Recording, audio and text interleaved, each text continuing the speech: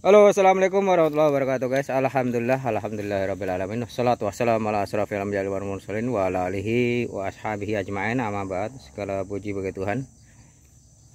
Tak bosan-bosannya setiap pertemuan kita ucapkan rasa syukur atas nikmatnya, guys, ya.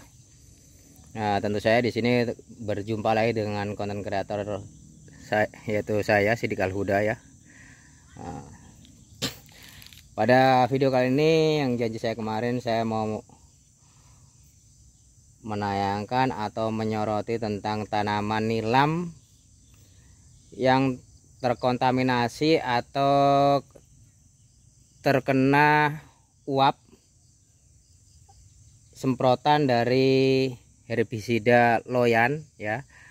Salah satu herbisida loyan tuh setelah pelajari dahannya, ya, itu hampir sejenis DMA, ya, hampir sejenis DMA. Daya serangnya, ya, jadi masih bisa diselamatkan.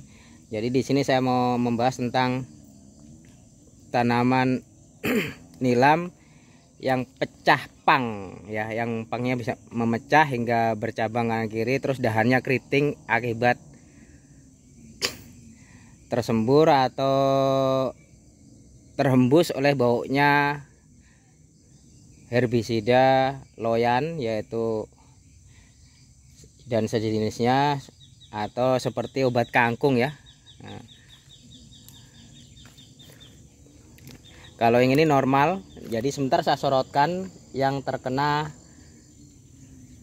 loyan, ya. Ini jenis perbedaannya, ya, dahan normal dengan dahan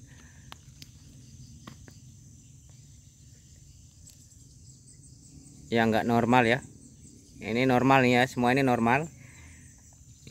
Jadi kita perbandingkan, nanti setelah itu kita kasih solusi cara penyembuhan secara cepat, ya, daripada kita nunggu dikasih biar lama, ya.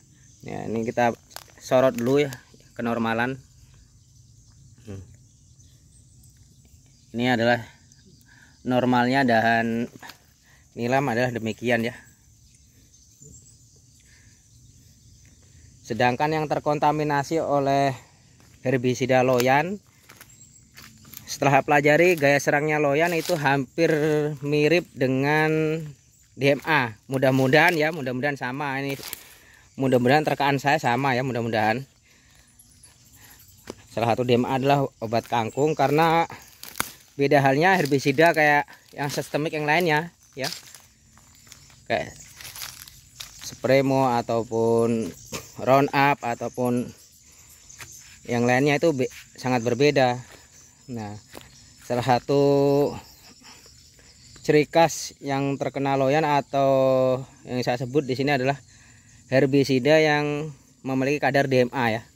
Nah, dahannya begini, hampir sama aja kayak tomat, tanaman tomat yang kalau kita nyemprot rumput di sampingnya menggunakan campuran DMA, pasti bisa kita pastikan itu dahan akan mengkeriting seperti ini, ya.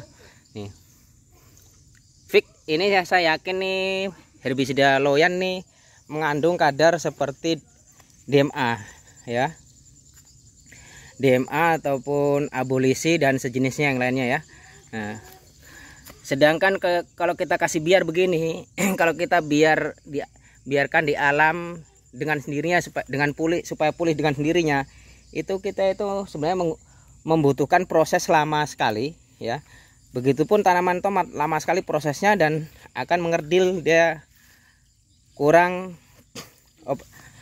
reproduksi akhirnya, ya, hasilnya. Beda halnya kalau nilam, ya. Kalau nilam nantinya kan kalau sudah kasih biar lama tetap reproduksinya kan banyak, karena dia yang dibutuhkan adalah cabang. Semakin banyak cabang semakin banyak hasil. Tapi kalau saran saya pribadi, pengalaman pada tomat, kalau dahannya ini menyerupai hampir kayak tomat, kapan terkontaminasi oleh obat herbisida yang mengandung DMA, itu pasti langsung keriting. Kena aroma saja, nggak usah terkontaminasi, kena aroma saja itu langsung mengkeriting demikian. Bagaimanakah caranya penanganannya kalau sudah terkena uap DMA ataupun loyan? Kalau menurut pengalaman saya pribadi pada tanaman tomat dan sejenisnya, hortikultura yang sejenisnya, kita selain tabur pupuk di bawahnya ya, itu kita netralisasikan dahannya menggunakan pupuk cair yang kandungan hormonnya tinggi ya. Yang kandungan hormonnya tinggi. Kalau enggak kandungan hormonnya tinggi, itu kita bisa menggunakan pupuk cair yang memiliki zat pengatur tumbuh ya. Kalau saran saya demikian. Ini fix, saya bisa pastikan, mungkin dalam artian walaupun saya belum pernah praktekkan di tanaman nilam, saya bisa pastikan tuh 80% memang sama ini kadar DMA ini ya, loyan ya. Jadi selain kita hambur pupuk di bawahnya, kita jangan lupa pemberian pupuk cair ya, kita semprotkan di atasnya supaya cepat pulih ya, supaya tidak pecah. Contohnya ini ya, kayak begini, ini pecah nih ya, ini pecah nanti bercabang kemana-mana nih ya. Nah, ini sudah jelas nih, kalau ini sudah jelas kalau ini mirip halnya seperti DMA ya, DMA atau tadi itu ya, abolisi apa tadi itu yang saya sebut ya. Jadi kita penyempraian harus menggunakan pupuk cair selain kita hambur di bawahnya. Di situ kita cepat sekali pulih.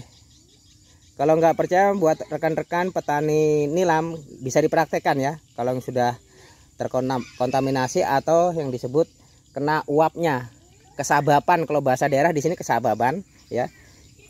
Saya pastikan bisa sembuh. Ibarat kata kita luka ya, luka terkena senjata tajam ataupun yang lainnya. Kita pengobatan kalau kita kasih biar saja kan lama ya proses sembuhnya, tapi kalau kita obati dengan obatnya, kita tetap akan cepat sembuh, akan pulih ya. Jadi gitu. Kalau selama ini untuk tanaman tomat yang saya gunakan memang biasanya dari teknologi pupuk cair Jimmy Hantu ya, ataupun Super Aci, dan pupuk-pupuk cair lainnya juga bisa dipergunakan ya.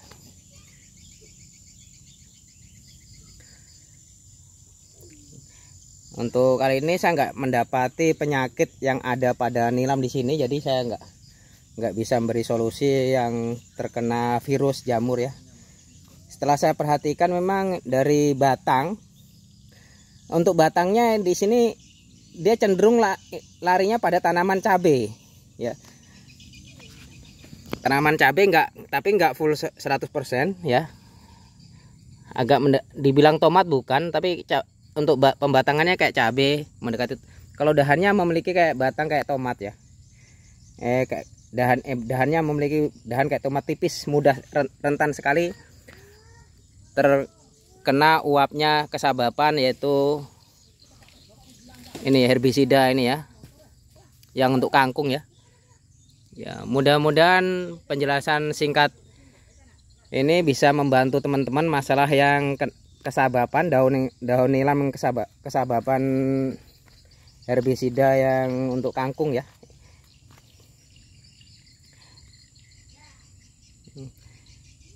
Karena sama persis seperti tanaman tomat saya yang lalu-lalu, dahannya di saat kesababan obat kangkung ini sama persis. Mungkin teman-teman yang sudah mengalami khususnya di tanaman tomat yang kesababan obat kangkung pasti dahannya begini. Nah ini, kalau kita kasih biar dengan sendirinya, nunggu proses penyembuhan sendiri memang lama guys, lama sekali. Kadang kita agak sedikit kecewa karena kita lihat tanaman kok nggak berkembang-kembang, tapi kalau kita segera tangani, di situ kita akan senang ya guys ya. Terima kasih guys ya, mudah-mudahan penjelasan singkat ini bisa membantu teman-teman. Wabillahi taufiq wal hidayah. Wassalamualaikum warahmatullahi wabarakatuh.